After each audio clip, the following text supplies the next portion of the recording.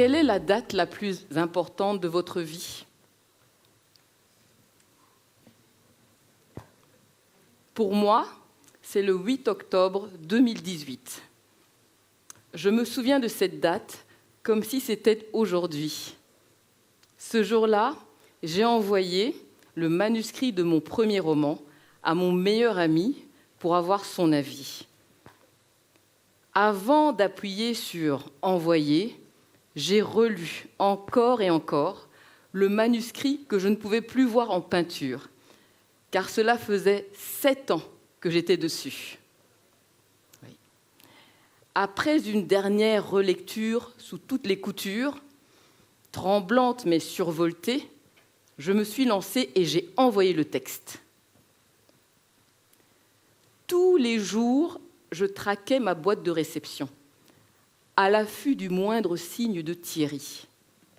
Mais je connais mon meilleur ami. Il prend tout son temps. C'est quelqu'un de très occupé. Et je ne voulais pas le relancer comme si j'étais inquiète de ce qu'il allait penser. Car, sans me vanter, je me connais un peu. S'il y a une seule chose que je sais faire, c'est écrire. Donc, on va dire que, tranquille, relativement, j'attendais la réponse de Thierry. 64 jours plus tard, très exactement, le 11 décembre 2018, Thierry répond enfin. Je connais sa réponse par cœur. Chère Pat, j'ai lu avec beaucoup de plaisir ton roman et j'ai aimé suivre les personnages. Ton livre m'a fait sourire, puis rire. J'ai adoré ton livre. Waouh! Vous auriez dû voir mon sourire et mon soulagement, car Thierry écrit très bien. Donc, s'il a adoré mon livre, ça veut dire que moi aussi, j'écris très bien. J'ai adoré ton livre, mais il est très mauvais. Je vous assure, j'ai été choquée. J'ai dû même relire cette partie. J'ai adoré ton livre, mais il est très mauvais. Les personnages sont si transparents qu'ils sont sans intérêt. À part le premier chapitre, le reste est un scandale insupportable. Tu as gâché l'histoire. Ce n'est qu'un grand bazar. Ah, les amis, on ne va pas se mentir, la critique de mon meilleur ami ne m'a pas du tout fait plaisir. Surtout que je n'ai pas vu le coup venir. Parce qu'en fait, je lui demandais son avis en étant sûre qu'il allait me complimenter. Comment a-t-il osé me faire ça? Tous ces commentaires négatifs ont balayé mes certitudes. Comme je suis fière, je lui ai répondu à ma manière, 2 jours plus tard. Cher Thierry, mon souhait était d'avoir un avis critique et le plus honnête possible. Je suis donc comblée. Mais je ne suis pas sûre que je pourrais réécrire l'histoire, ni si j'en aurais le courage ou l'envie. Il y a des dates qui marquent, comme vous le constatez. Il y a aussi des mots qui marquent. Quel est le mot de la langue française que vous détestez le plus? Pour moi, c'est « nunuche ». Ah, que ce mot est laid, nunuche. Et un jour, mon petit ami me demande « Patricia, toi qui parles un gros français, que veut dire nunuche ?» Nunuche, ça veut dire bête, idiot. Pourquoi? Non, non, pour rien, comme ça. Comment ça, comme ça? C'est dans quel contexte que tu as entendu ce mot? Non, pour rien, je te dis. Oh, arrête, je te connais. Tu me caches quelque chose, raconte. Bon, tu te rappelles la fille que je t'ai présentée la dernière fois? Okay? À un moment donné, j'étais au téléphone et tu as fait la conversation avec elle. Oui, je m'en souviens. Et alors?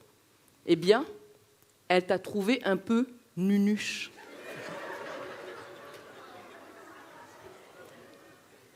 Attends, elle a dit ça sur base de quoi? On s'est parlé à peine quelques secondes. Et tu lui as répondu quoi pour me défendre? Ben, rien, puisque je ne savais pas ce que nunuche voulait dire. C'est pour ça que je te pose la question. Ah, les amis, ça m'a fait mal. Pourtant, je n'aurais pas dû être touchée. Je savais que je n'étais pas bête. Donc, pourquoi est-ce que la critique d'une inconnue a eu un tel impact sur moi? Surtout que je suis sûre que cette fille n'a aucune idée de ce que ces mots ont eu comme effet sur ma personne. Quand j'y réfléchis bien, je pense qu'à cette époque, j'étais hypersensible, je voulais plaire à tout le monde, et puis j'avais pas trop d'estime de moi. J'ai beaucoup travaillé la question, et maintenant, je peux voir le verre à moitié plein. Je célèbre mes succès au lieu de me lamenter sur mon sort ou mes échecs. Et puis, même si je suis attachée aux mots, je sais qu'un mot blessant, ce n'est pas la fin du monde. Il y a des choses plus graves dans la vie. Et puis, bon, c'est vrai, je voulais plaire à tout le monde, mais c'est trop difficile. J'essaie déjà de me plaire à moi, ce qui n'est pas évident. Et puis, les avis qui comptent, ce sont ceux des personnes, en fait, qui m'aiment et qui me veulent du bien. Donc, comme je vous disais, il y a des dates qui marquent, il y a des mots qui marquent, il y a aussi des moments forts qui marquent nos vies professionnelles. Comme ce moment où ma collègue m'a cherché partout dans l'entreprise. Pendant 2 heures, à 20 heures, elle a paniqué. Elle a ameuté tous ceux qui étaient là. Devinez où elle m'a trouvée. Oui, là où le roi est seul, dans les toilettes. J'étais partie me planquer là, mais bon, quand j'ai vu qu'elle était angoissée, je suis sortie et j'étais gênée. J'avais les yeux tout rouges. Je ne pouvais pas parler. Je suis juste partie récupérer mes affaires. Je suis rentrée chez moi sans rien dire. Le lendemain, je me suis calmée et je lui ai tout raconté. C'était la fin de l'année, le moment tant redouté des évaluations. Vous savez, les évaluations des performances. J'étais dans une salle de réunion avec mon responsable hiérarchique en face de moi. Et quand il a commencé à retracer mes performances, ce que j'avais fait de bien et surtout de mal, j'ai senti en moi la colère, la frustration, la déception, la tristesse. Je ne voulais plus l'écouter. Surtout que je suis perfectionniste. Donc, comment est-ce qu'il osait critiquer ce que j'avais fait? Donc, à un moment donné, de loin, j'ai entendu « Patricia, tu as des commentaires à faire ?» Comme un robot, j'ai juste dit « Non, rien ». Et là, il est parti. Ça, c'est ma version. Si vous le rencontrez, il vous dira qu'il avait commencé par me féliciter pour mon implication dans le travail, ma détermination, ma rigueur. Il avait même mis en avant tous les projets que j'avais menés avec succès. Et puis, quand il a commencé à parler du seul projet que je n'avais pas bien géré, il a vu que mon visage se décomposait et que j'étais là comme crispée. Donc, il a essayé de me faire parler, mais rien n'est sorti. Donc, il est parti, il a demandé à une collègue de veiller sur moi. C'est celle qui m'a trouvée dans les toilettes. Je ne lui ai jamais rien dit, mais quelques années plus tard, on s'est retrouvés dans un autre pays. Il était de nouveau mon patron. Et un soir, il m'envoie un mail en copiant la terre entière, plein de gens.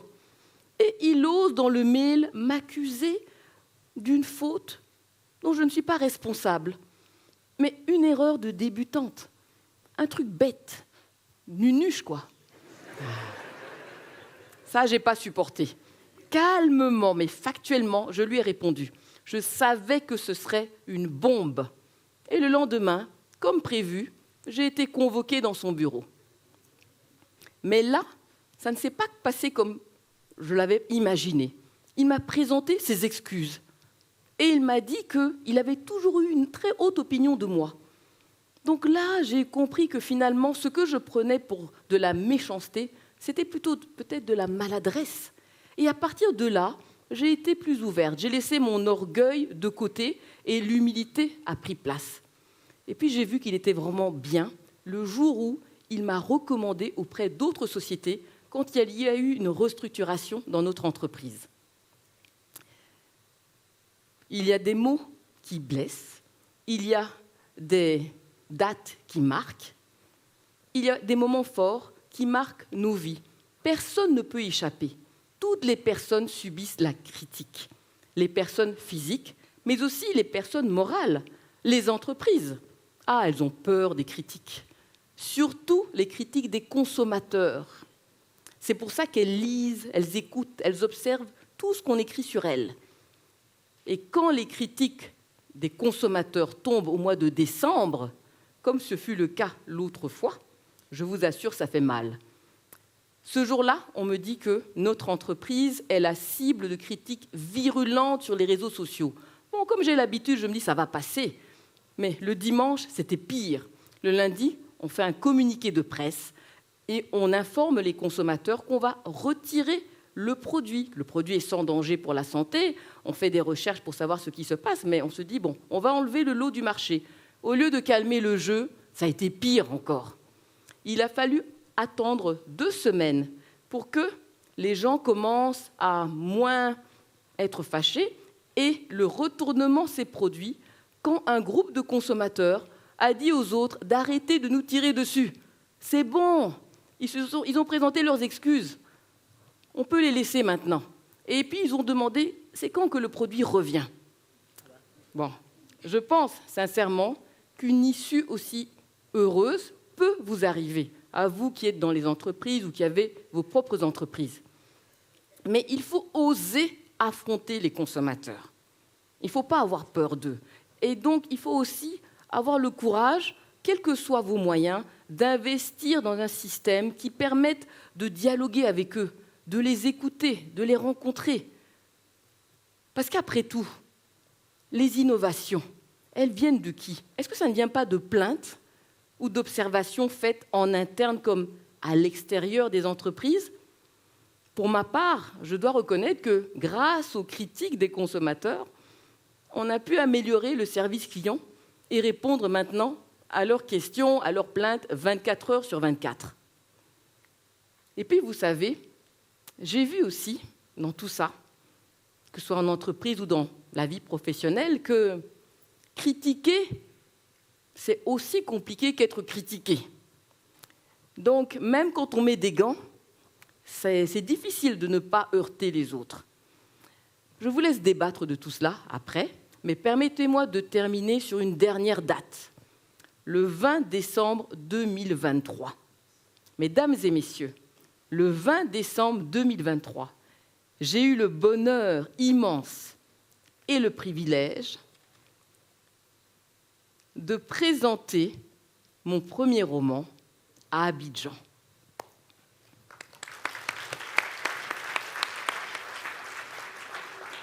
Donc, 5 ans après l'incident avec mon meilleur ami, j'ai pu le faire. Donc, que s'est-il passé? En fait, dans la colère, je n'avais pas lu tout son message. Il avait aussi dit « Elle est belle ton histoire, il faut aller la chercher ». Je sais que notre amitié, te connaissant, risque de ne pas survivre à ma critique. Mais sache, Pat, que tu m'es très chère. Continue d'écrire. Donc, j'ai ravalé mon ego, j'ai suivi ses conseils et j'ai réécrit l'histoire en mieux. Notre amitié non seulement a survécu, mais le nom de Thierry, mon meilleur ami, figure à la page de remerciements de mon livre en grand. Donc, chers amis, j'espère que vous aussi, dans vos entreprises ou dans vos vies, vous avez des Thierry, des amis qui osent vous dire ce qu'ils pensent avec bienveillance et respect, car grâce à eux, on ne peut que progresser et faire mieux. Je vous remercie.